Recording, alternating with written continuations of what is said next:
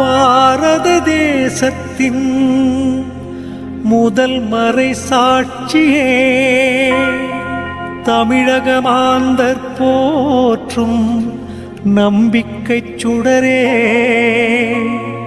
எழில்மிகு குமரியின் நட்டாலத்தில் உதித்த அற்புதமே, வடக்கன் குளத்தில் திருமுழுக்கு பெற்று இறையேசுவின் பணி தொடர்ந்தவரே, புலியூர் குறிச்சியில் முட்டிடிச்சு பாறையில் நீர் பெருகச் செய்த அருளூற்றே, கிறிஸ்தவம் காத்திட உளம் துணிந்து ஆரல் வாய்மொழி காற்றாடி மலையில் இன்னுயிர் ஈந்த